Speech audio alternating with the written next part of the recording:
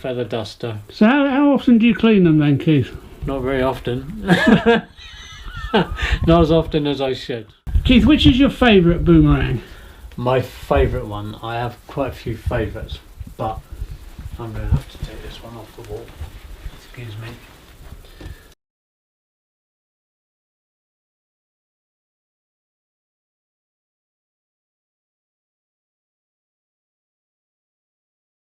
Preferably because of the way the blade is shaped. Boomerangs, returning ones, are shaped the same as helicopter blades, thin on one edge, thick on the other. But this one has very unusual tip on it, where it's angled in such a way, and that is what makes it my favourite one, because of the way it's shaped on the tip.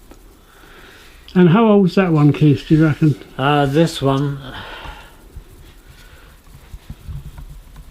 actually the year 2000. Oh right, okay. And how much did you pay for that one? This one I only paid about £3 for. Where did this boomerang business start? It started when I was 15 years old. At school, my arts and crafts teacher, Mr. Howarth, bless him, he told us that one day, one lesson, that we were going to be making boomerangs, and we made them from plywood. The one that I made, it flew really well. You know, it was like instead of arcing round like they usually do, mine just, when I threw it forward, it would go so far and then it would hover and then it came back. So I asked my teacher if I could take it home, and he told me it wasn't finished, and I kept on and on and on at him until he gave in. And he said to me, if it gets lost, stolen or broken, just to let you know, next week when you come in we won't be making another one. So I took it home for the weekend and threw it around all day to Saturday and Sunday, and the last throw of the day on Sunday it flew over the top of me and my brother's head, stuck in the ground about 20 feet behind us and just snapped in half, so it came to a very sad end within a couple of days of taking it home. Which was the first boomerang you got? The first one was this one here, which is made of fiberglass. That was the very first one. That was the one in That's the the market? one I bought in Leamington Market. Right. I very much love the artwork and everything. Right. I mean, that to date, up till now, out of all the ones I've collected, that is the only one that's fiberglass. And what are most of the boomerangs made of then, Keith? They come in various woods. There are a lot of ones made from plywood. The proper Australian ones are made of Aboriginal timbers. So you've got a mulga wood and you've got brigalow wood, and I think there's another one which I can't remember the name of. But there's several different types of timbers that they make them from. The way they made them originally, they chop the root out from a tree and they build like a campfire and then they let the coals smoulder and carve they carve it into the shape using an axe, and then they put it on the fire to heat it up and then dip it in water and then keep repeating the process, and that helps to shrink and strengthen the timber. So that's the original way. The other ways now, they have factories where they could just make loads of them all in one go. They just press them out from sheets of plywood, hand paint them and things for tourists. So what is the perfect size and shape for a boomerang? To be honest with you, I don't think there's any perfect size or shape because they differ so much.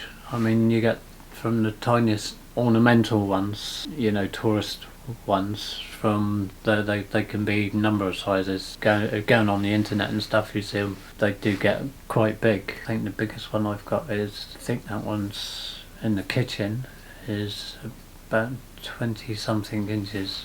So some of them are very big. Some don't return. Some of them are known as throwing sticks, not boomerangs. So there's a lot of variations in shape and sizes, and the designs of them. I mean, there's millions of them. You go on the internet and you can see the amount of designs that there are. I mean, it's incredible to go from carving to being painted and so on. And how many have you made yourself?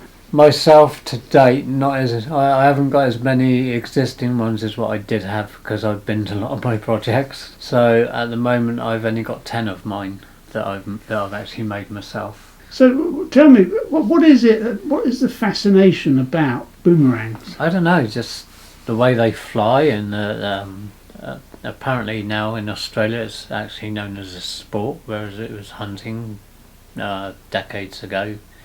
You know, they used to hunt with them, but now they actually use it as a sport. They perform different stunts with them and various things. I've got 2 on my door, the opposite side of the room here, which you can't see just yet, that are designed and made by a 2-time world champion. The thing is, they don't show it on TV, and yet back in the 70s, I think it was, or 80s, there was a TV program that showed you them throwing them and all the different tricks that they did with them.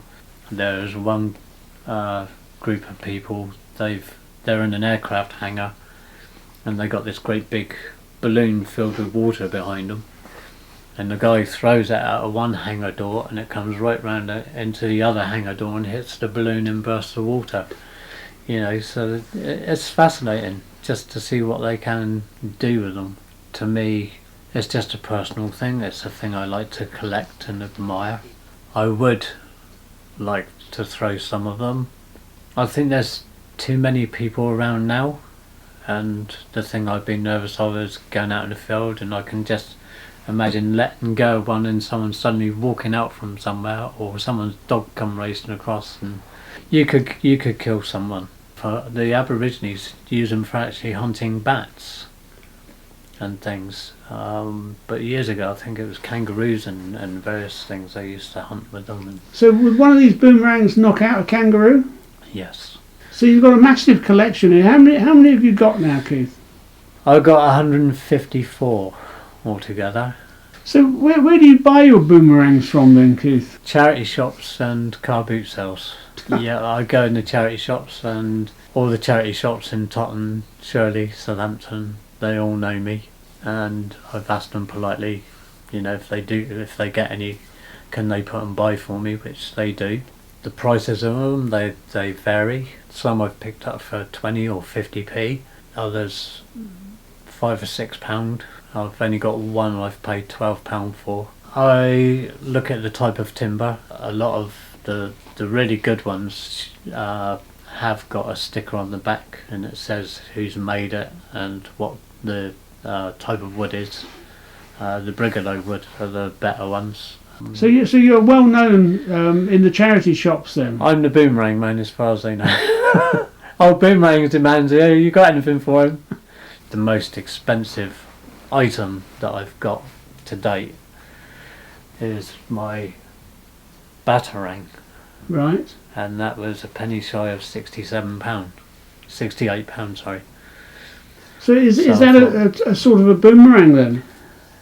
Yeah, it's from the Batman movie. That's a replica of the one from the Batman movie. Keith, tell me what your sons have got planned for you when you die. Sorry. Well, I don't know if they planned it or whether they were joking around, but they said when I die, because they won't take on the boomerangs, they said they probably know a good carpenter that would make them into a coffin.